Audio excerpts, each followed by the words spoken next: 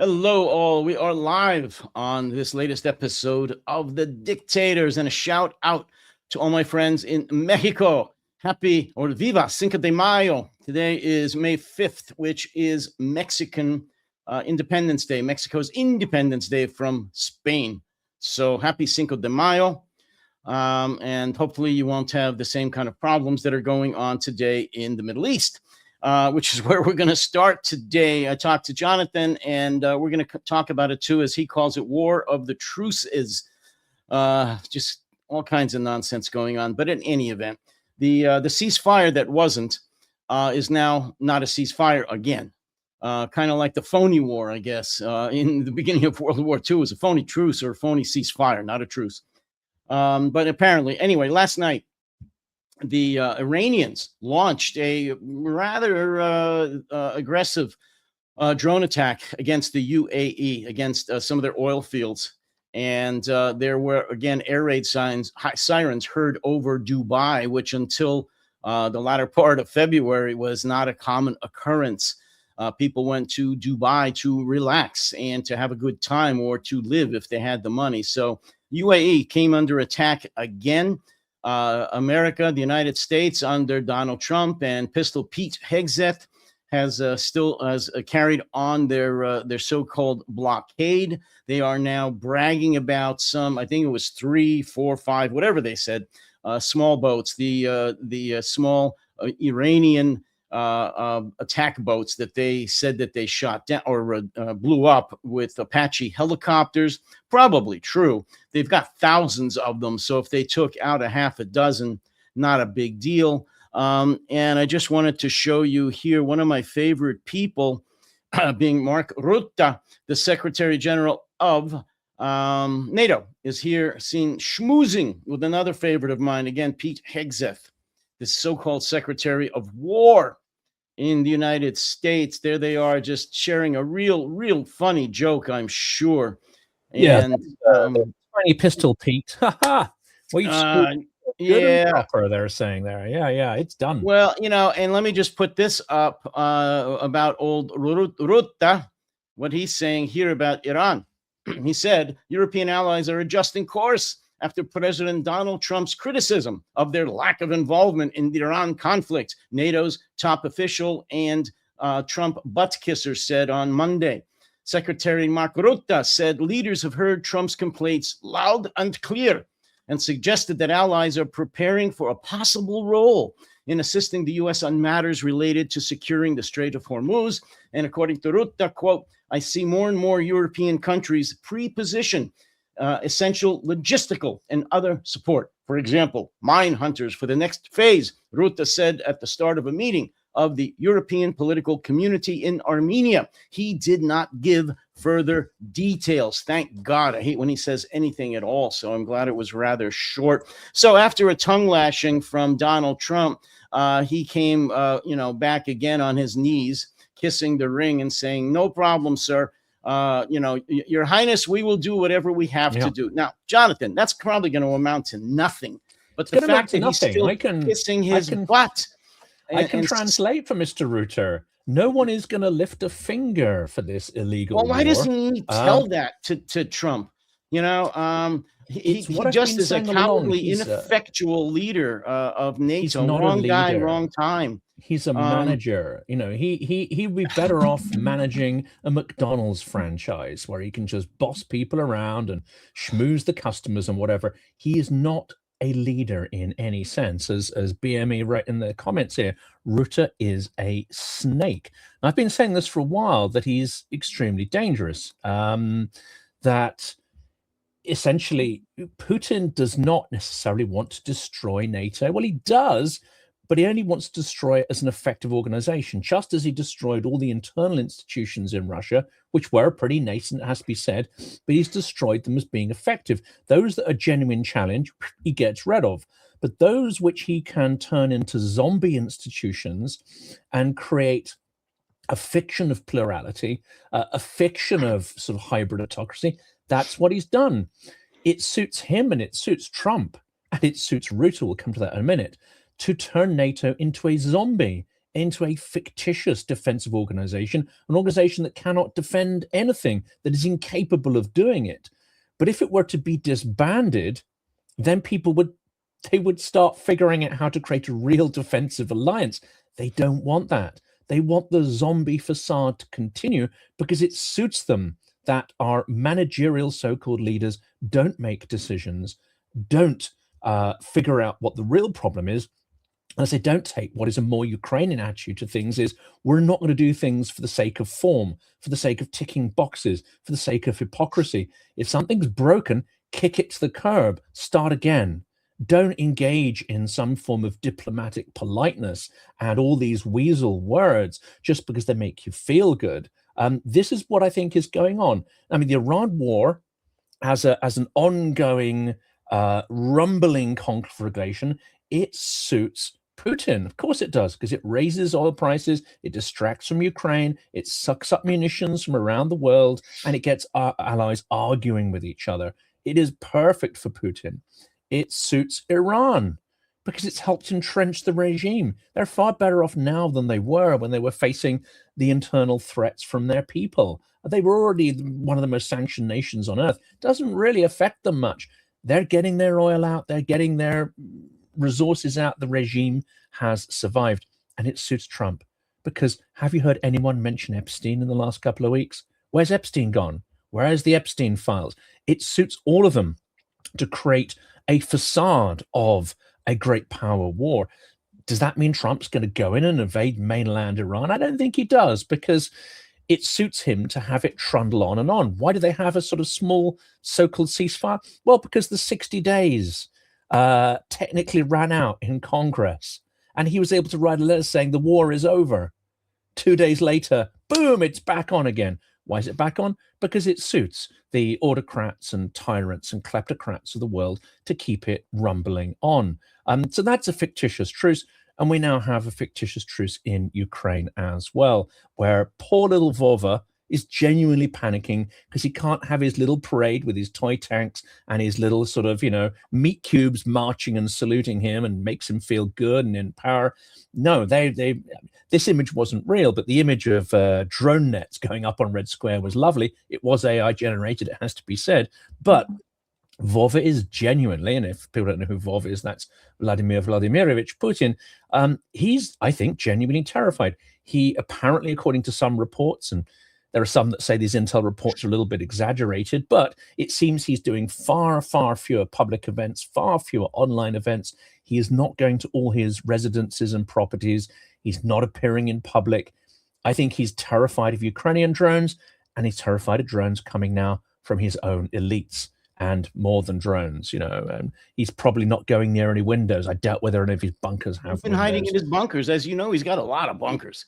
And the word is that he's hiding in a lot of bunkers. His FSO, his personal, security guard, presidential security force is just going bonkers as far as, searching everybody, not letting anybody near him within, I don't know how far it is, radius. There's no cell phone communication at all, so although there are periodic blackouts throughout Moscow and even St. Petersburg around the man, you can't speak. It's a blackout. He's afraid of all kinds of stuff, terrified he's terrified of his shadow now. Of the shadow. I mean, everybody's saying a coup is imminent. I think, that wasn't true so long ago, but I think the walls are closing in on him. Whether it happens next week, next month, 6 months from now, it's going to happen. And he is not a happy camper. Before we move on to Ukraine, because I do want to talk about Vova some more, I just want to play a brief clip about what has happened overnight in the UAE, because Iran went a little nuts. And, they attacked their oil facilities again, and people in Dubai were scrambling around. So brief clip on the drone attack on the UAE. Fire is burning at the Fujairah oil industry zone here in the UAE, following renewed Iranian attacks against the country's energy infrastructure. Emirati authorities say that 3 Indian nationals have been moderately injured by this Iranian drone attack, which they say caused a major fire at the country's energy hub. Emergency alerts started to sound on residents' phones late on Monday afternoon. Across much of the country, for the first time, since the UAE declared its airspace free from threat on April 9th. Now, the Ministry of Defence says that it has engaged this Monday 12 ballistic missiles, 3 cruise missiles and 4 drones. The UAE condemning the attack, saying it is a dangerous escalation, an unacceptable transgression, calling for an immediate halt to all attacks, also saying they reserve the full and legitimate right to respond. Schools and universities here in the UAE have switched back to distance learning for the rest of this week as residents readjust to the sadly familiar reality of being under fire from Iran. So much for the protection of the United States Navy and Air Force for the UAE. Yeah, where is it? Where is it? And this is the other thing about sort of, open the straits, just open the straits, says Trump. But if the US Navy can't do it, that have significant assets in the region, how are European navies expected to do it? In fact, how logistically are any navies expected to do it? Now, this isn't a sort of a point of strategy I expect Trump to understand, or Hegseth for that matter.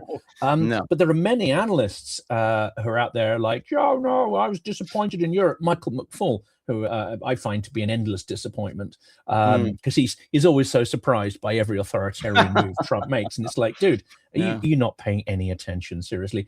I was a little upset with Europe didn't allow flyovers. I don't think the UK is in any shape to be sending some naval vessels halfway around the world. But even if we had a tip-top navy, frankly, it seems to be something of an S-word mission.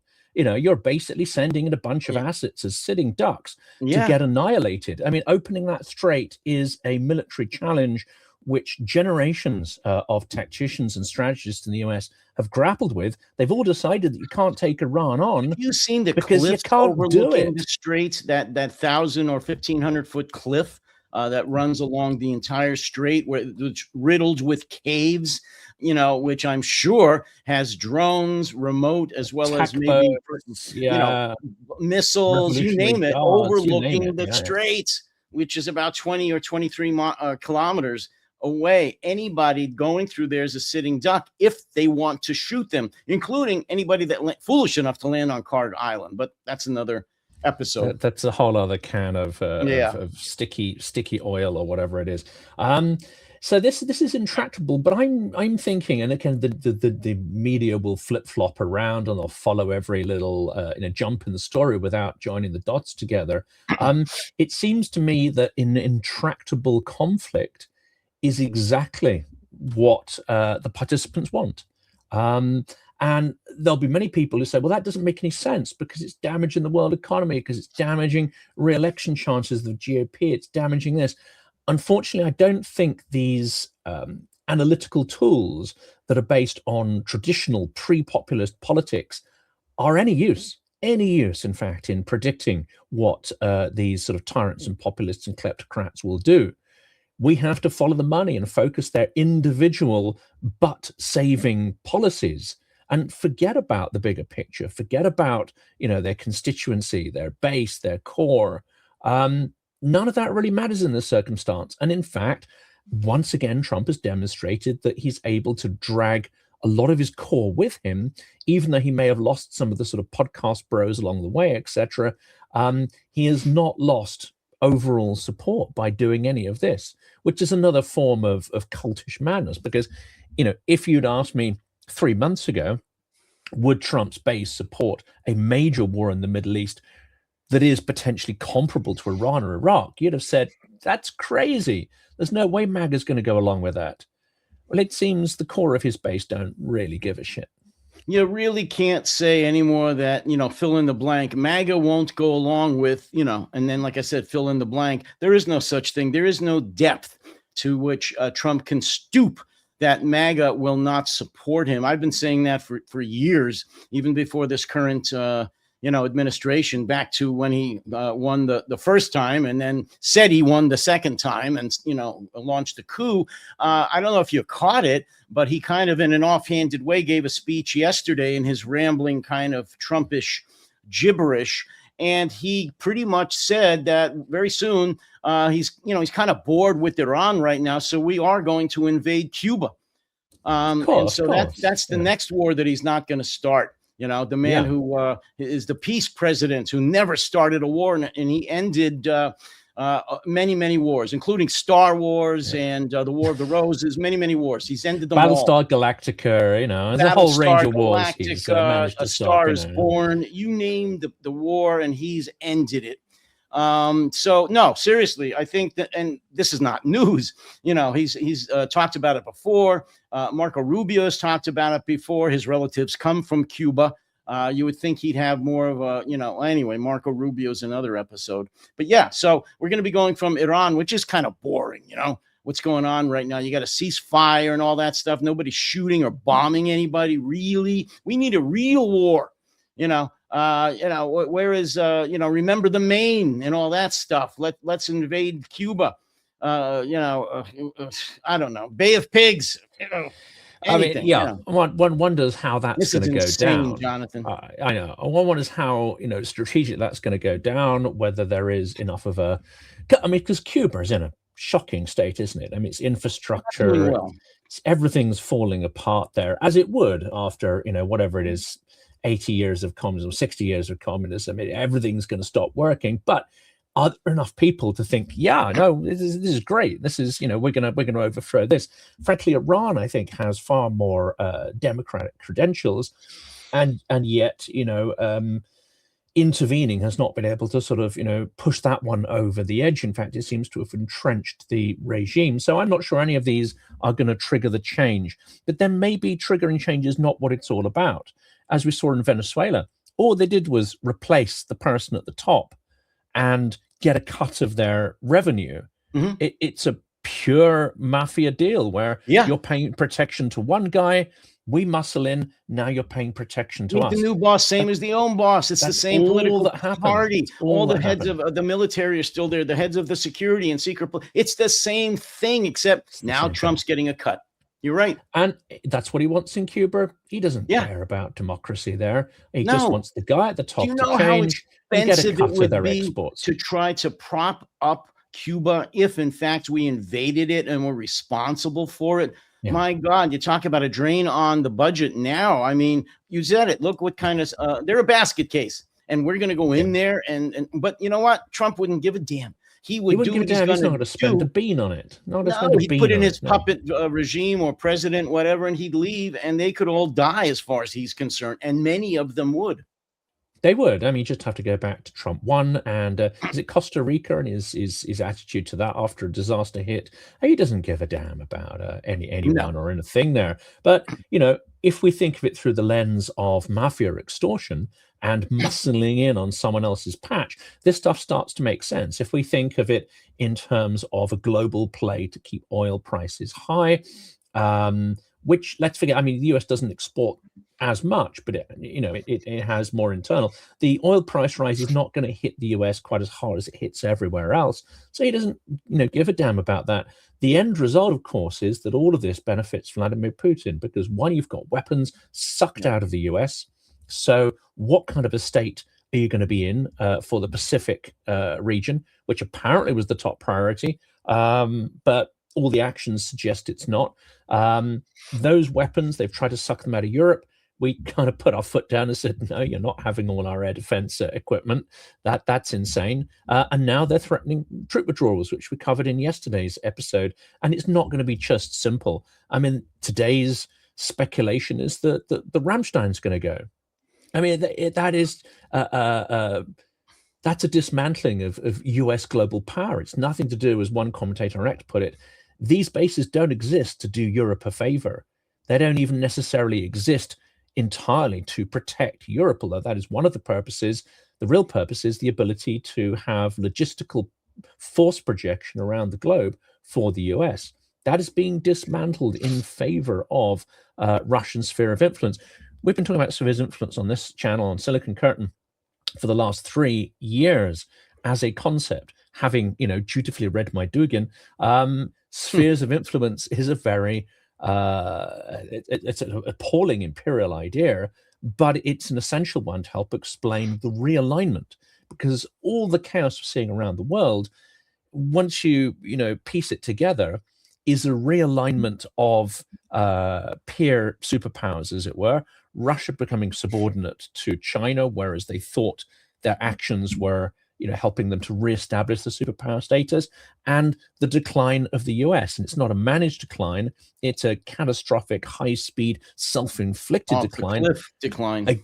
Again, to ultimately benefit China, but Russia doesn't have to be a superpower in order to have hegemony over the European sphere of influence. And I think is the interesting question. The Middle East seems to be up for grabs. It's like a sandbox for kleptocrats and autocrats to sort of bounce around, not control, but use as a point of leverage. African continent is more or less ceded to China at this point, as far as I can see. Europe is being pulled between China and the US. The US is pulling out, but Russia, of course, has designs over Europe and hegemony over it. And not even until Putin falls, it's Putin and whoever replaces him may well continue this policy. It's not going to happen until then. I mean, Rubio. I have maximum respect for Radical Bite there, but Rubio has shown himself to be worse than Mark Rutte, has shown himself to be spineless in the extreme and able to almost normalize and justify any nonsense that Trump. It's weakness of the first order. So I don't see him becoming leader. I don't see him being a good leader. I don't see him surviving in any case if he were accidentally jump to on, become leader. Follow up to your excellent point about logistics, about the fact that you mentioned that possibly now Ramstein is next.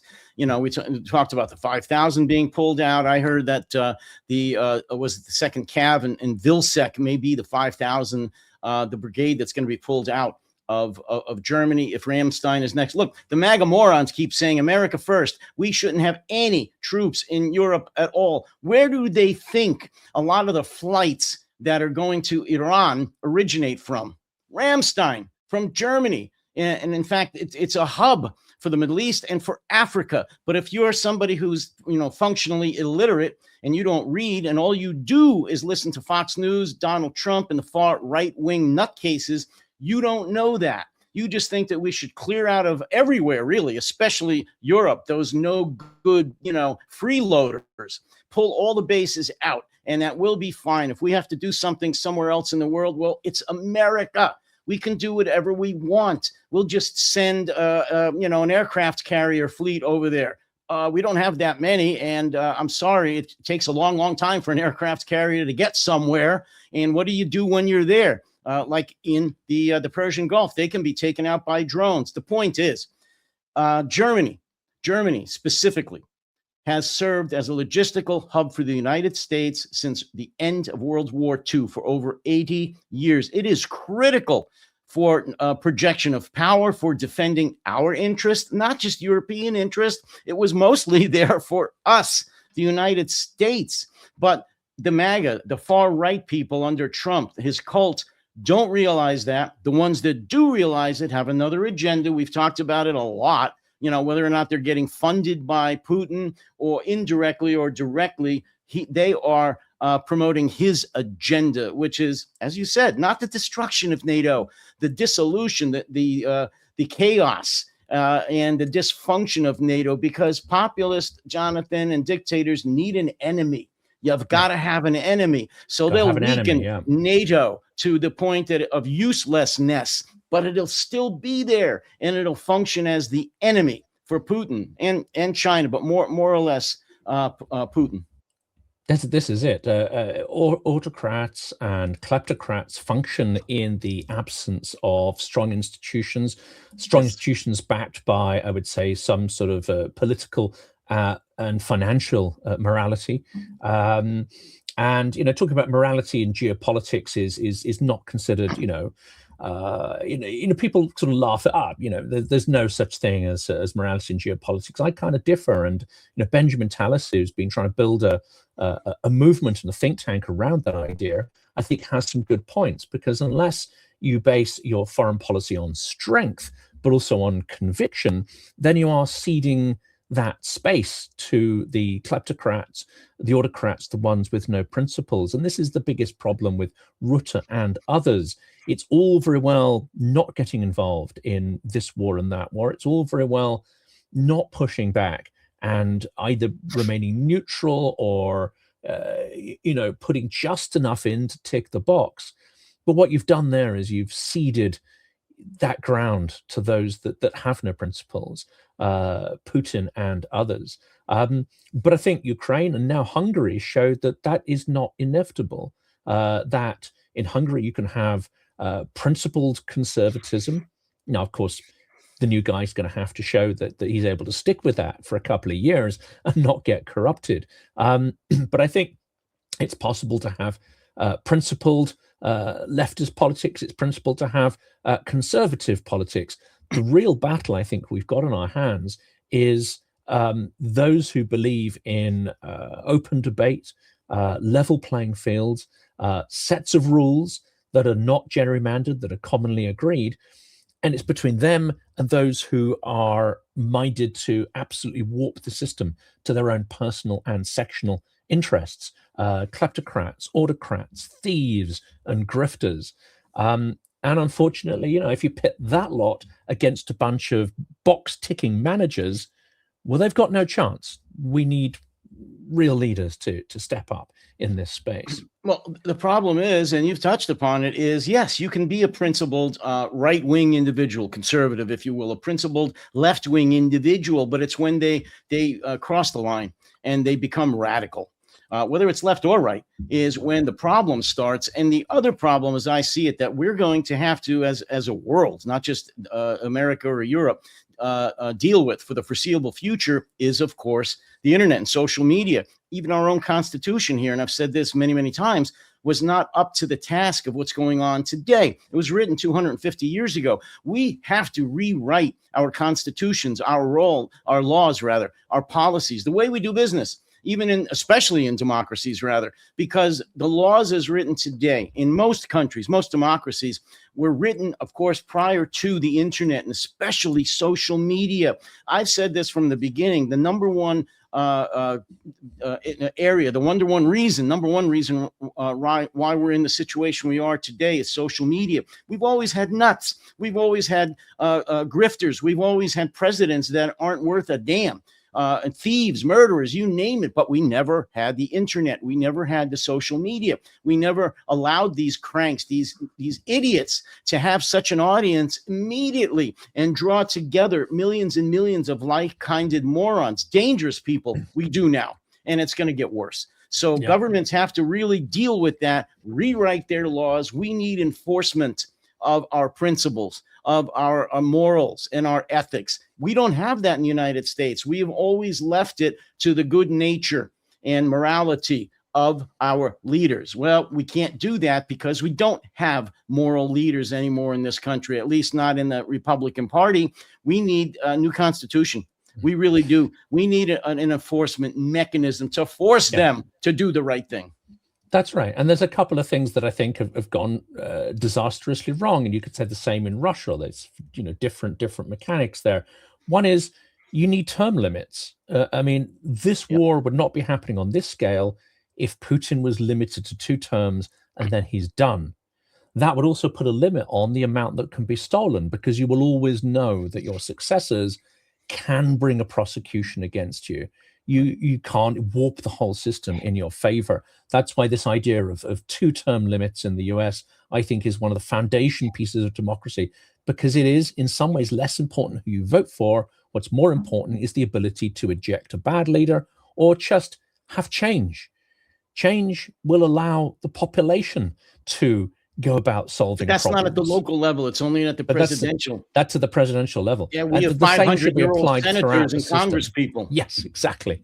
And it's the same with the judges as well. I mean, the idea of politically appointed lifetime judges, it's insane. From my point of view, it is insanity. And we can see the gerrymandering of that when you had one of the senators interviewing the confirmation hearings of the Trump-appointed judges. And they were asked, was the 2020 election stolen? Do you agree that Trump could run for a 3rd term? And his appointees were like, I don't know. I'm going to have to get back to you on that. No, guys, Yeah. this is not a complicated set of questions. No, I just saw that interview again. Oh, I mean, it's that hearing rather. Yeah. Before we sign off and go on an absolute, we're not going to sign off. Rant. We're doing a 24-hour marathon, folks. We're going to be here, and so you stay with us. No, that's not true, but it would be interesting. We don't have term limits in the UK, but again, when it gets to the third term, I mean, most prime ministers start making some fairly batshit crazy decisions, including Margaret Thatcher and the poll tax, including Tony Blair and his, going down the Iraq War rabbit hole. Although there's other reasons for that, his messianic sense of mission and all the other kind of stuff that goes along with it. Let's turn briefly back to Ukraine, because we've got this truce that isn't a truce in the Iranian, in the Gulf. You've got Trump declaring the war over exactly to meet the 60-day limit on his power to wage war without approval. Interesting that he should still think that maybe is slightly important. So he wrote the letter saying the war's over. Hey, 2 days later, boom, we're all off again. Is it a new war? I don't know. It's an amazing way. Hegz says the 60 days doesn't apply. He said Hegz said since it's a ceasefire, that 60-day law doesn't apply to him or to them. Yeah, and they could perhaps make the case that Iran kicked it off again. So actually, this is a new conflagration. It's not, but they can probably get away with that. Then you've got Putin unilaterally declaring a ceasefire, which of course is hilarious, for his own victory day, which actually is a key part of the window dressing of his regime. His regime, which is trying to genocide Ukraine, erase it from the map. The irony, the ridiculousness of him asking unilaterally for a ceasefire from the nation he's trying to erase, it doesn't get more mad than this. Just before we joined, I also heard that, they're now desperate to try and get some form of at least peace over Moscow for that one day of the year. They've brought air defense systems from around the country, leaving so many strategic objectives undefended. Now they're offering full exchange of prisoners. If only Ukraine doesn't send drones in. Russia may think that this is projecting weak strength. To my mind, this is projecting the most extraordinary weakness, and it is demonstrating that it is Ukraine that is calling the shots now. Boy, would I love to see some real explosion, some real fireworks in Red Square on I would on 9 May. People won't like this, but I think St. Basil should be spared because it is an extraordinary example of it. It's actually a piece of world heritage. So, absolutely, but, I mean, some of those, the Kremlin was built by Italians anyway, and what do they know? What do they know? I mean, you can take out one of those, and there's a couple of ugly 19th century buildings. Take some of them. Lenin's mausoleum, without the that Kremlin. could go. St. Basil, stay there. But hit the Kremlin, the big department store. Why not? But I mean, but that would be spectacular. Come on. Well, we'll talk about that later. But I really want to see some fireworks in Moscow. In was it 4 days? The optics of that would be spectacular. Say a flamingo crashing into the building that used to be the Lenin Museum. Let's leave on this optimistic note, since you are my go-to Russian expert. What do you predict? Did you know this? Did you know this fact? The first time I went to the Lenin Museum on Red Square, when it was still the Lenin Museum, it's not now. I don't know what it is now, but it's a big, a Slavophile kind of red brick building at the end of Red Square, and then they rebuilt a little archway, which is a sort of little medieval church archway, which had been pulled down by the Soviets so that the tanks could get through it. It didn't wear out the tank tracks. It's a great reason to destroy your medieval heritage. But anyway, inside this Lenin Museum was a very rare Rolls-Royce Silver Ghost. Did you know that Lenin had a freaking Rolls-Royce? I bet you did not. Yes, he did. I did not. So there you go. That's what world communism capitalist means. in the West. Okay, your prediction as the Russian expert.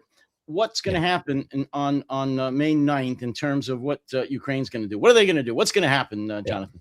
I think they've been hitting Moscow in order to just disrupt the preparations and strike fear in. And it's had an effect in that most of the parades around the country have either been, scaled down or cancelled completely. So they have already ruined Victory Day for Putin. If he has some token parade on Red Square, I would suspect the Ukrainians would allow him to get away with that, but they may well hit the strategic objectives around the country that now are undefended. That's so what I'm thinking. This is a bonanza for that. And I think what Zelensky's done, he's queued it up, because Putin says, no, we're declaring a 2-day ceasefire, 8th and 9th.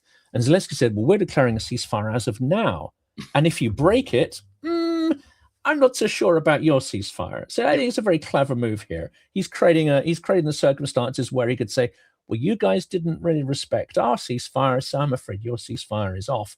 And but I don't think they will necessarily hit Moscow. I think it's open season on Russian logistics, weapons factories. I agree with you. The Ukrainians never do what they're expected to do, especially by the Russians. I think they're going to go around Moscow, say, fine, have a nice, scaled down Victory Day parade. We're going to hit all your other logistical hubs and oil refineries and, whatever we feel like that are now undefended.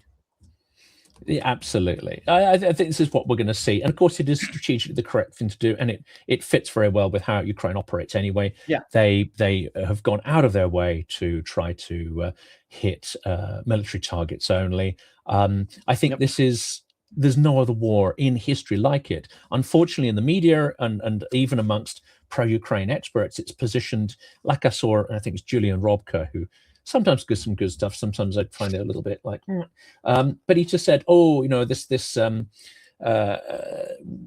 Ukrainian drone that hit an apartment building in Chibuksarai or somewhere, I think it was. This is bad ox. It's Ukraine. They need to be very careful. Are you freaking kidding me? Are you actually kidding me? Yeah. Russian air defense deflects a drone into an apartment building, either accidentally or even intentionally. And does that mean Ukraine needs to stop hitting Russia? Yeah, I think that was in Moscow City, in their main financial district, one of those really super high rises. Oh yeah, take that one out. I mean, that financial district is part of the war machine. Yes, take it out. I thought that was brilliant. Yeah. Anyway. Yeah. All right. Well, let's end on an optimistic note, meaning that Ukraine is not going to probably hit Red Square on 9 May during the Victory Day parade, but they're going to hit pretty much every other target of opportunity, because they can now reach everything up from St. Petersburg to the Urals. Yes, they can. Nothing is safe. I mean, once they hit Perm, and as I said to some people on the channel, I've been to Perm, and a couple of flamingos will probably improve it no end. Yeah, I was going to say it would probably look better. Yeah, it's an absolute shithole. But all right. Yes, sorry, Perm. It was twinned with Oxford. Now, when you drive into Oxford, you see all the towns it's twinned with, and then a place where it's been scraped out, and that was Perm twinned with Oxford. Well. Yeah, we won't be having any exchanges with them anytime soon, unless it's heavy caliber payloads. No. Jonathan, are we back here at the same time tomorrow? We are, absolutely. Okay. Yeah. So, because I think we're going to have to wrap this up. So, we got to wrap again, same time tomorrow, which is 10 a.m. Eastern and 3 p.m. UK time for another episode of The Dictators. Before we go, I just want to blow my own horn for the folks that can and want to do it. I am having another live stream on my channel in a little over an hour at 12 p.m. Eastern time on protectingtherepublic.com. So those of you that can and want to, and I hope some of you do, please go to protectingtherepublic.com, where I will be doing my own solo live stream. Other than that, Jonathan, last words. Other than that, we are all done for today. Yes, we are done for today. There was one comment there about Stalin's brain being preserved, and actually it does seem like his brain was removed to try to sort of figure some stuff out. So whether that remained in a jar to this day, I don't know, but it was removed. And this is one of the comments in here. And what it was found to contain after death was what's called major atherosclerosis. That's a condition that may well have fueled his extreme paranoia, suspicion, and cruelty. But maybe he was just an asshole. Who knows? Well, I think he for sure was that at the very, very least. Yes. So, wow, that and Lenin's Rolls Royce, interesting stuff. Lenin's Rolls Royce, oh my goodness, one of his favorite objects apparently. So there, man of the people. Oh my God! So capitalism got him in the end. That's the end of it for today. also for us. Join us here tomorrow, please, 10 a.m. if you are so inclined, and we hope you are 10 a.m. Eastern and 3 p.m. in the UK. Jonathan, we'll see you tomorrow. Yeah. See you tomorrow. Take care, stay safe, and stay sane, folks. Stay sane.